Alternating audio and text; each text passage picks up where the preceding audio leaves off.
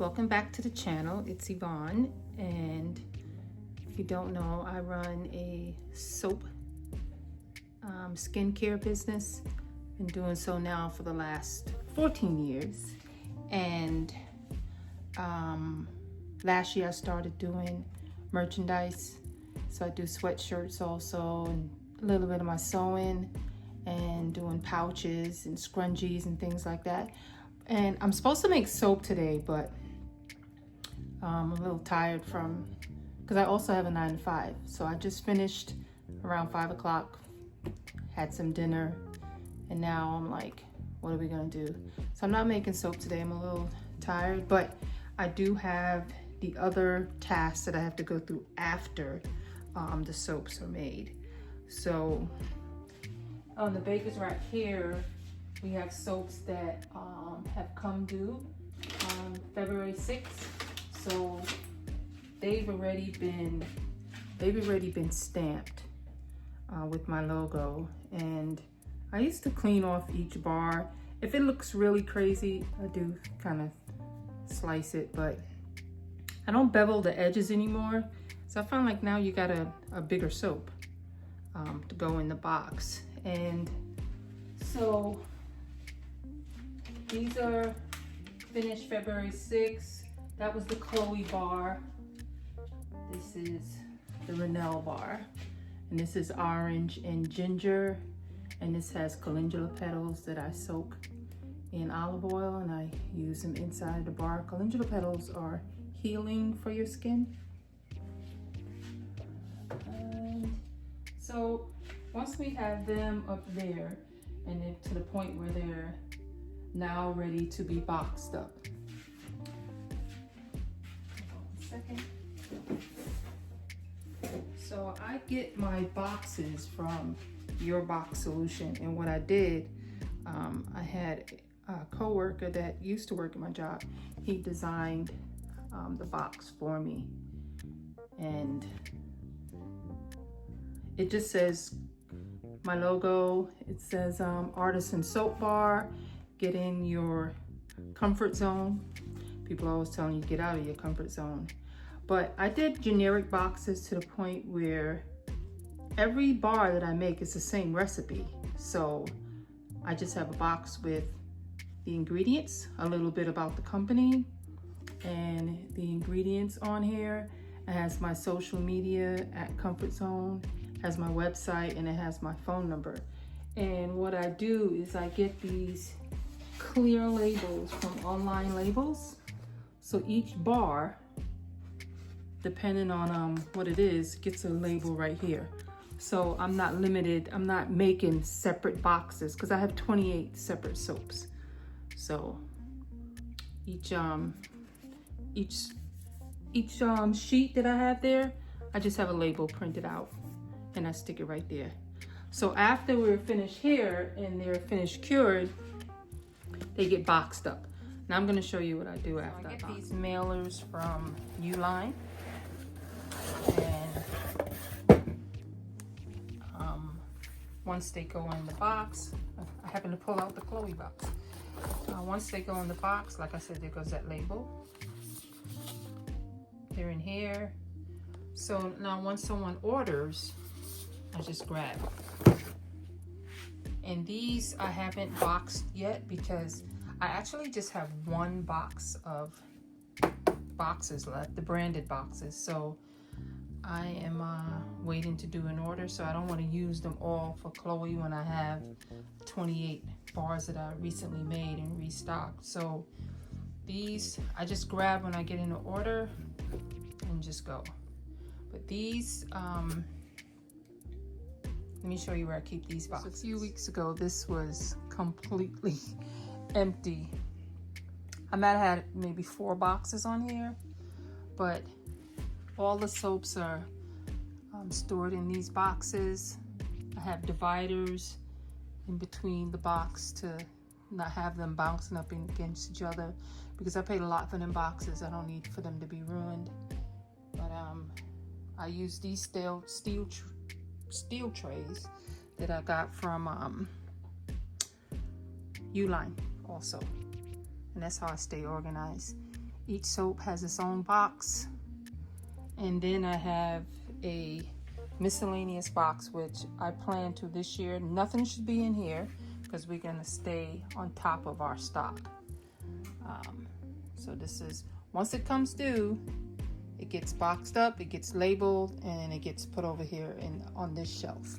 So when I get orders, which I pack over there, I come over here and I grab them and just pack the order. Those are my mailing boxes up there, also from Uline. And then I do have other boxes too. So these, the top 10 bars have their own barcoded boxes. So that's for Acra, and that one's lavender. And I have these boxes that keeps me, if I'm in, going in stores or whatever, I pay for a yearly fee for the barcodes. So that is that. So as I'm doing this video and I'm talking to you guys about where I store the soaps, I saw a box up there and I'm like, what is in that box? Unbelievable. Boxes. I thought I was down to my last, so that's why I only had half of that box of Chloe packed up, because I was trying to stretch it. But I found a complete box of boxes. God is good. Yes. So now that that's where I store them, and when it's time to do, okay, this is my messy lab, don't judge. When it's time to do a show, this cart right here is ready for, 2 of those boxes fit in here. So what I do is take 8 bars of each scent to the show. And now that I have 28 scents, I don't take all of them. So this first show that I'm doing on the 16th, I'm only really taking probably 11 bars because I only have 1 table. So, but they go in these boxes, and this is how I carry them to the show. I pack up the truck and carry them to the show. And this process works out. Let me show you the ugly side of soap making. Dishes. Yeah, so because I've been going, I haven't really taken the time to do the dishes. So what I found too is easier to wash the pots than it is to wash these buckets. The pots, I have some steaming hot water and just put it in there, and 10-15 minutes it just comes right out. So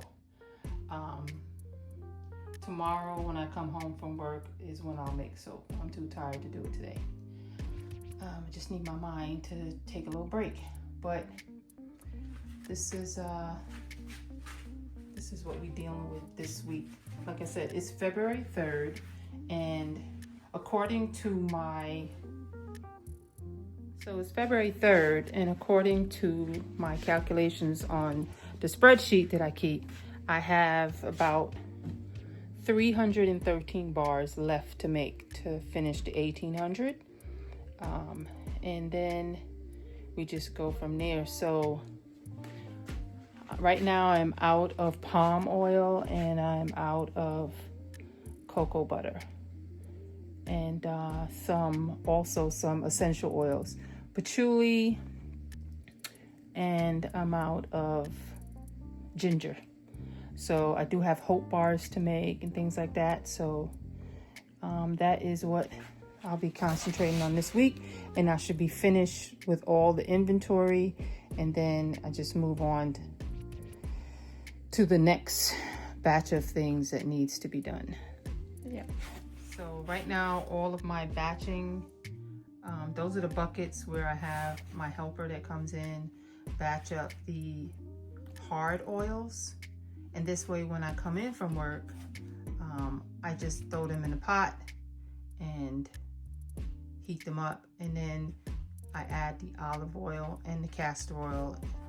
And it's, you know, even if I bring it to 110 degrees or whatever, the olive oil and the castor oil will bring the temperature down. And I do, what it is that I have the lye water already mixed, so I just stir it up and we are ready to go. But that's a game changer, pre-batching the soaps, the recipe. I also want to show you where I stand on scrunchies. This was my scrunchie production last year, and all I did was make a bunch of them, and I have a separate bag for the mediums, the XL scrunchies, see that one over there, and the mini scrunchies. So as I go to shows, you just then here are the key fobs. But last year, all I did in the slow months was sew up a bunch of scrunchies. And then my brother was like, I didn't know you had that many. I was like, yeah. So now all I do is fill in. I don't have to make a big production. They sell more at markets than they do online, but I haven't necessarily pushed them online. So, but for markets, they're on the board and people can see them, and just go from there. So whatever sells that day, we keep a note of it, and then I just make that size because I have the material upstairs. And this are the green trays that are basically ready to flip. Well, I have 50 bars over there that I made yesterday, so they will go on this top bar. Then we flip it onto the other wheeled, this one right here, and then whatever's there at the bottom is now going to get stamped, and it will go up here. So now that I found boxes, I'm able to box up all the ones that I was like, let's hold off until I order. But we found a whole box of boxes. So, but I'm, you know, maybe as the months go by, I'll get another one of these baker's rack, and maybe if somebody else, maybe try to sell this one. I don't know, because this, it's more space in between here, whereas this, I'm limited here, and my soaps are tall, so I have to space it where it's not cutting them, and I'm not able to use each shelf. I have to use every other shelf, whereas this, I can use each shelf. So this holds more than this baker's rack. I think I got this one from Schaumburg or something like that, and this one I might have got from Web Restaurant. Yeah, so that's in the process of, you know, when we make little coins. That's how I do. I upgrade, but I upgrade when I'm comfortable, where it makes sense, not just to be spending money just to spend money. But that is where we're at with the soap. So all of these are fully cured February 6th and the 7th, so they're ready to go into boxes. And then these will come off of here and go up here and finish their drying out, because some of these are coming due February 22nd, March 1st. I did whatever I made yesterday is March 13th, so it's a process. So what I did was I didn't make the full, so like take Chloe, I didn't make the full inventory that I need for Chloe for the year, which I probably need more, but Chloe is a wholesale bar. So what I did was make, for all the 28 bars, I made at least 25 of each. And then, so this way, if I'm making 25 of each of those 28 bars, when this week, all of them are fully cured. So everything would be fully stocked of the bars that are in the catalog. So then what I did was then went back and then doubled up on what needed to be doubled up on. So this is that's my process with keeping track of the inventory, and I have to stick to it this year. Make my life easier. Yep, so now I will go upstairs and do some sewing. Thank you so much. So I'm gonna end this mini vlog right here. You can just drop any comments or questions you have down below. And I want to thank you so much for watching to the end. We are on a mission here. I am at 524 subscribers, and I'm on a mission to hit 1,000. So if there's anything you want me to show, just let me know in the comments. Thank you so much for watching.